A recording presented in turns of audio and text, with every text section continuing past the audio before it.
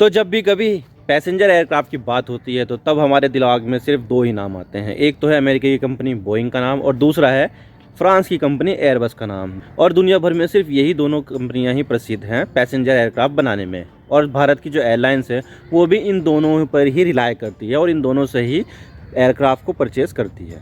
तो देखा जाए तो इन दोनों कंपनियों की दुनिया भर में डुओपोली है, यानी कि जो ये चीज़ करती है वही दुनिया भर के लोग जो है वो मानते हैं। जैसा प्राइस उन्होंने बता दिया कि भाई इतना पैसे लगेंगे, दुनिया वाले वही देने के लिए तैयार हो जाते हैं कि भाई ठीक है हमें दे दो, क्योंकि मार्केट में कोई तीसरी कंपनी है ही नहीं। लेकिन अब ये जो डुओपोली चल रही है ना इन दोनों कंपनियों की, इसको चाइना चैलेंज करने वाला है। चाइना की जो स्टेट कंपनी है यानी कि कोमैक, उसने यहाँ पर C919 एयरक्राफ्ट बनाया है जो इन दोनों कंपनियों को कम्पीट करने के लिए काफ़ी ज़्यादा है। तो आज इसके बारे में बात करते हैं कि किस तरह से जो चाइना है वो इन दोनों को चैलेंज कर रहा है और इससे भारत को क्या फ़ायदा है। आज इसके बारे में पूरी डिटेल के साथ बात करें, लेकिन उससे पहले अगर आप चैनल पर नए हो तो चैनल को ज़रूर सब्सक्राइब कीजिए और बेल आइकन को दबा दीजिए। चलिए वीडियो का आगाज़ करते हैं। तो बात करते हैं मामला क्या और हम इसकी बात क्यों कर रहे हैं। तो देखिए, जब भी कभी हम पैसेंजर एयरक्राफ्ट की बात करते हैं और उसको बनाने वाली कंपनियों की बात करते हैं तो दुनिया में सिर्फ दो ही कंपनियों का वर्चस्व हम देखने को मिलता है। एक है अमेरिका की बोइंग कंपनी तो दूसरी है फ्रांस की एयरबस। और इन दोनों कंपनियों ने पूरी दुनिया में डुओपोली बना रखी है कि अगर किसी देश या एयरलाइन को पैसेंजर एयरक्राफ्ट चाहिए तो मार्केट में सिर्फ दो ही कंपनियां मौजूद हैं और आपको इन दोनों कंपनियों में से ही एयरक्राफ्ट को खरीदना होता था। ये दोनों कंपनियां एयरलाइनों को अपने मनमाने दामों पर अपने एयरक्राफ्ट बेचती थी, क्योंकि ये कंपनियां अपनी डुओपोली का नाजायज़ फ़ायदा उठाती थी कि आपको चाहिए तो बताओ, ये इतने का लगेगा, लेना है तो लो वरना मत लो। और इस तरह का एटीट्यूड ये कंपनियां अपनाती है। और यहाँ पर एयरलाइन की भी मजबूरी होती थी इनसे महंगे एयरक्राफ्ट खरीदने की। अब ये एयरलाइन महंगे एयरक्राफ्ट खरीदती है तो इसका सारा भार यात्रियों पर आता है और यात्री महंगे दामों पर इनके टिकट खरीदते हैं। लेकिन अब ऐसा नहीं होगा, क्योंकि अब दुनिया में बोइंग और एयरबस को टक्कर देने के लिए चाइना की कोमैक कंपनी का बनाया गया C919 तैयार है। और इसकी जो C919 है ना, इसकी अभी फ़िलहाल टेस्ट रन चल रहे हैं कि ये कितना ड्यूरेबल है, कैसा काम करेगा और किस तरह का यहाँ पर जो परफॉर्मेंस है वो देखने को मिलेगी। और ये है वो C919 एयरक्राफ्ट जो बोइंग और एयरबस दोनों को टक्कर देने के लिए बनाया गया है कि भाई अब हम आपके जो महंगे एयरक्राफ्ट है उनको नहीं खरीदेंगे, बल्कि हम अपना खुद का बनाया गया एयरक्राफ्ट खरीदेंगे यहाँ पर। और ये प्लेन 2023 की गर्मियों में कमर्शियली उड़ना शुरू हो जाएगा, यानी कि गर्मियों में इसकी रेगुलर फ्लाइट स्टार्ट हो जाएगी कि अब से यहाँ पर ये रेगुलर स्टार्ट हो गया है। तो अब आपको ये देखने को मिलेगा। और इसके बारे में दूसरे मीडिया हाउसेस में भी आया है कि जैसे कि Hong Kong based south China morning post, जिसे हम थोड़ा मॉडरेट मान सकते हैं, ये सरकारी कंट्रोल में नहीं होता है। इसने भी ये बताया कि भाई चाइना का ये पैसेंजर एयरक्राफ्ट बोइंग और एयरबस की खटिया खड़ी कर सकता है।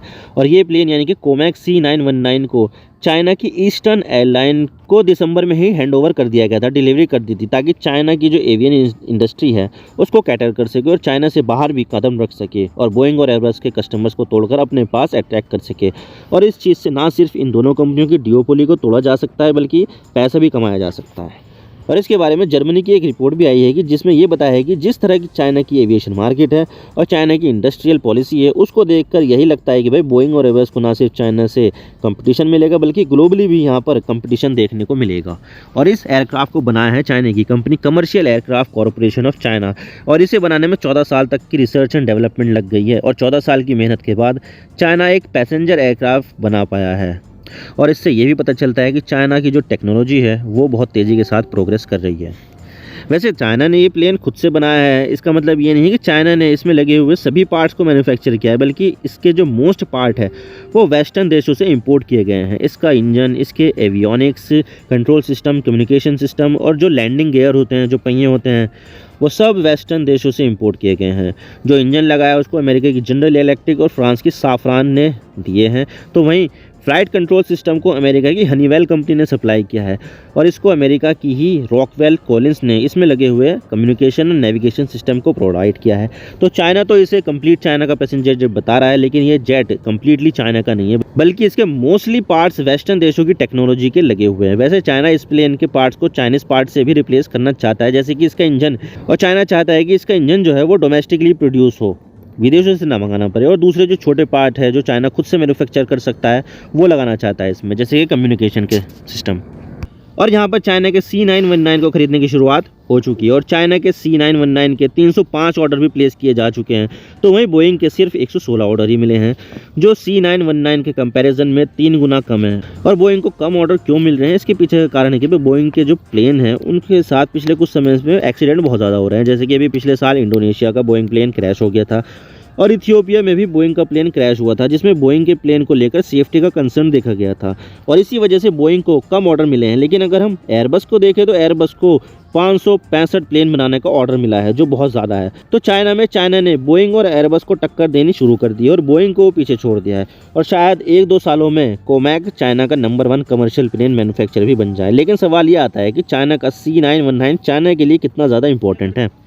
तो देखिए, अगर जैसा चाइना ने सोचा है ठीक वैसा ही हुआ तो चाइना जो बोइंग और एयरबस पर इतना ज़्यादा रिलाई करता है वो कम हो जाएगा, उसकी डिपेंडेंसी कम हो जाएगी बोइंग और एयरबस पर, और अपनी फॉरेन एक्सचेंज रिजर्व को भी बचाकर रख सकता है। जो डॉलर बोइंग और एयरबस को जाता था वो रुक जाएगा। इससे चाइना की बढ़ती एविएशन इंडस्ट्री को कैटर करने के लिए अपने डोमेस्टिक एयरक्राफ्ट को पहले से ही तैयार कर लेगा, क्योंकि देखा जाए तो चाइना की काफ़ी ज़्यादा पॉपुलेशन है और अगर ये रेलवे से मूवमेंट करेंगे तो इससे काफ़ी ज़्यादा टाइम लगता है और चाइना की प्रति व्यक्ति आय भी भारत से 7-8 गुना ज़्यादा है। तो चाइना के लोग फ्लाइट से सफ़र करना ज़्यादा प्रेफर कर रहे हैं और इससे डिमांड भी बहुत ज़्यादा बढ़ रही है। तो चाइना के लिए ये सही मौका है और चाइना ने तो 2025 तक अपनी डोमेस्टिक मार्केट में 10% शेयर C919 का करना चाहता है। लेकिन सवाल ये आता है कि इससे इंडिया को फ़ायदा क्या होगा।